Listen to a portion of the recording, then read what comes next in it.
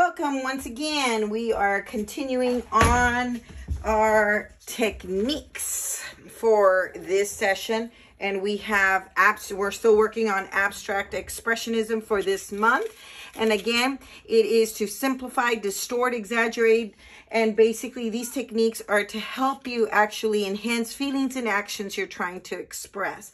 Today, what we're going to be looking at is resist wax.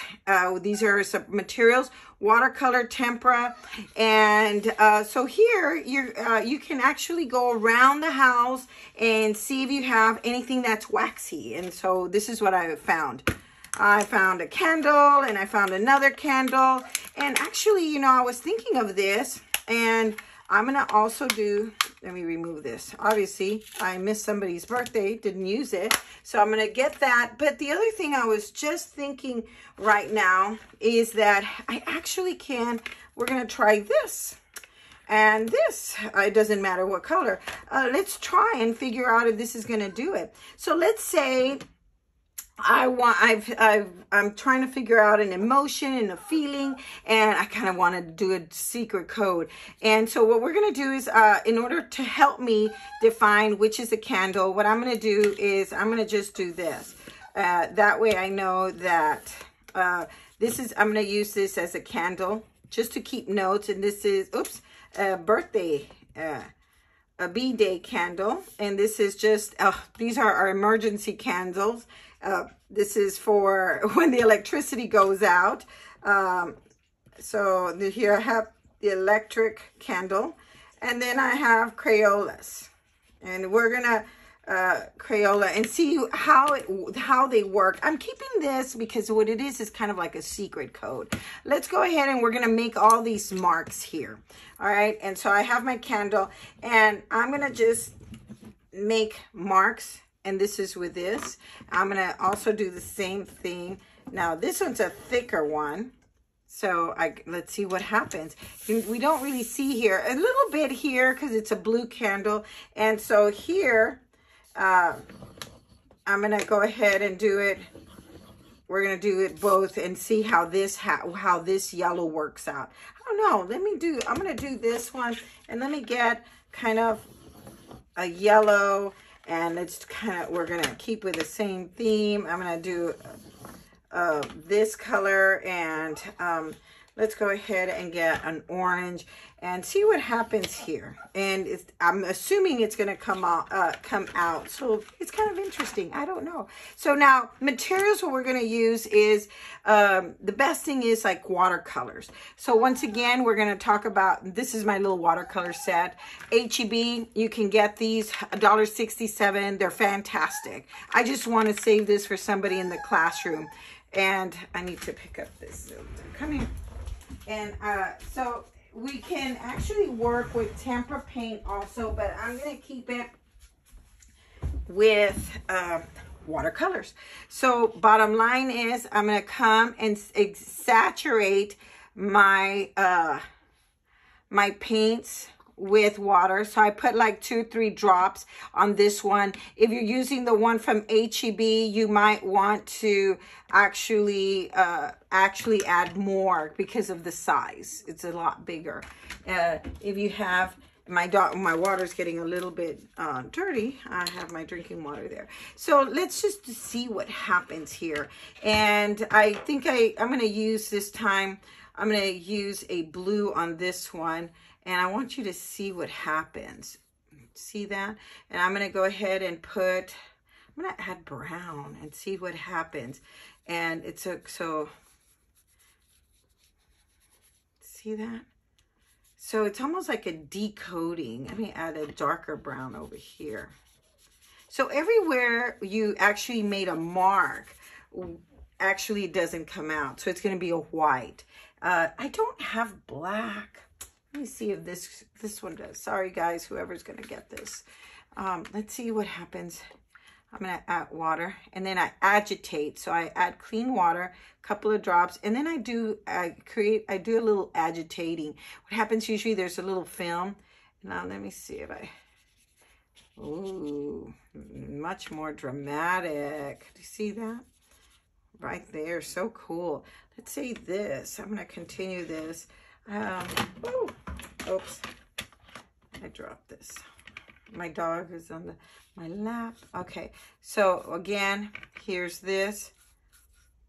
And I'm going to clean this up because I tend to want to clean my brush, especially if I'm going to, I don't want to get my, I'm going to do wet on wet. I don't want to get my paints contaminated.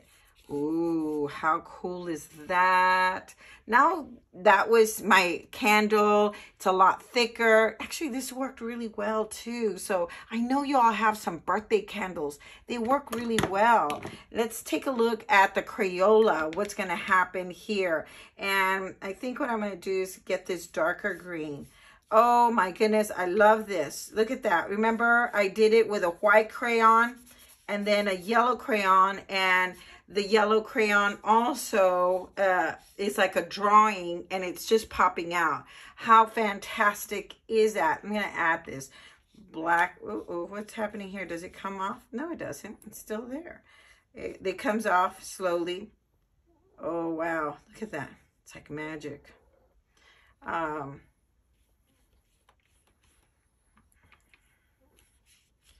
The paints from the H-E-B Crayola looks like they're just kind of a little bit watered down. You just probably have to add more, agitate. So this is what I'm doing. I'm just really agitating. You can kind of gouge it in and create that. With a Crayola, I'm assuming I can get it a lot smaller. So if this was the white one works the same way as regular candle. And even my birthday candle. Let's go ahead and take a look at this. And I'm going to go ahead and what color should I use here? And let's do a yellow on yellow and see what happens here. And oh, look at that.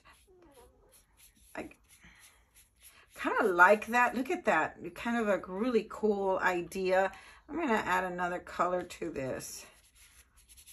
So, I don't know, somehow that didn't really work out. Matter of fact, I don't know if maybe I didn't do it strong enough. Oh, it's a hit or miss. Remember, guys, I'm not as crazy as this right here as compared to this one. I really did like that. Now, again, this is your preference. Make sure you clean your brushes. I'm going to use this beautiful blue, put it here, put it next to my red, and see what happens. And it's working slower than I want here. So I think if I puddle it, it doesn't work as well, the crayons. Do you see that? I'm puddling it a lot. So this is just an FYI. But if you keep the watercolor really light, it works really well. The yellow on yellow really did disappear. I'm able to see this and create a puddle. Anyways, this is considered a resist. If you want to create a line, a white line on here, you can. I think this works best is the white Crayola or the yellow Crayola, but you need to kind of add a contrast in color in order for it to pop out. All right, guys, here we go. This is it. This was quick and to the point. Remember, you can at any time allow this to dry, and then you can come and draw on top of it also. This could be as a background, you know, so do not let this be, okay, this is it. No, no. Remember, work with this, and you might have, and I actually always work in studies, like 4 little studies. So here we go, guys. This is just, we're still talking about abstract expressionism. This doesn't have anything. I haven't made a decision of what action or feeling or if I'm exaggerating. No, all I'm talking about with this is that I'm showing you techniques on this. And this was actually called a resist. And we're using wax, watercolor. You can use tempera. And I not only used a wax color, candle, birthday candle. I used this kind of candle, which is the when my lights go off. I did the Crayola, as you can tell. I'm going to go ahead and bring this a little closer. I don't know if it's rubbing. For you to kind of get the idea, we let it dry, and can I come back and actually even use Crayola on top of it? Absolutely, absolutely. Okay, guys, Best luck, and continue exploring on which technique will work best for you.